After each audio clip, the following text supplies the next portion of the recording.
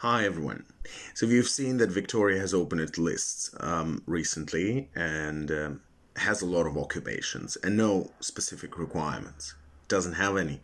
You need to have a skills assessment, you need to have English, you need to submit EOI and ROI, but no specific requirements. Why? I'd say this is because the fewer requirements you have, the more discretion you have to select people. Without any rules or requirements, you're just completely flexible. You know, if you need to, if you want, the person can be working in the field in Australia or in Victoria. If you don't want, they can not be working in the field.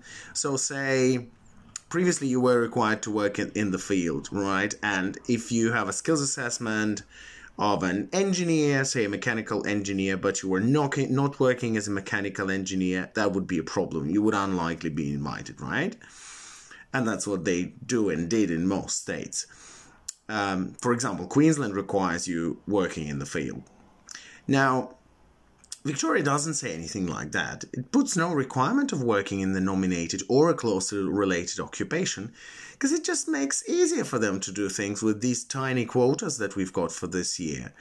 Then, say they could choose a mechanical engineer if they wanted. They could invite a mechanical engineer with hardly any experience as a mechanical engineer, just because they want to, or they are from a particular country, or they have superior English and are single and thus have high points. Or this person is already working in Victoria, not in the field. Say they're working as a store manager, but their salary is high. And as we know in Victorian ROI, you put the salary, so income may matter. So, in other words, it completely unties the hands of the state government to select basically anyone they'd like. Yeah, and you'll never know why or why not.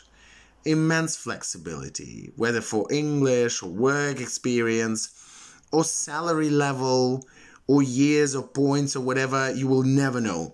Gives them full, complete and utter discretion. Is this good or bad? I personally don't think it's too good. It just reflects how small this policy is, how small the quota for this year is, that even, you don't need to set the requirements even. It's such a gamble. Where it is not, however, a gamble is once you're invited. Have you claimed your points correctly? Do you have it right with the experience? Can you provide supporting evidence for your claims? That's where you need a migration agent. So I'd say it's important to talk to us before you lodge, because after you've lodged, and especially after you've been invited, sometimes it is too late.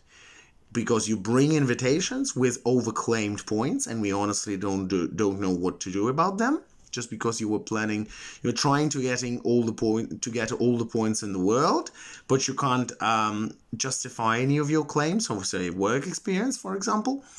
And then it's a real problem for us to deal with that application, and we have to just keep that invite. Yeah, as sad as it would be for you. So the earlier you talk to us, the earlier it makes it possible for you to lodge a conscious application where we understand what we can claim and what we can't claim. So if you get an invite, and hopefully you will get one in these competitive conditions, then you'll be able to use that invite. Thank you.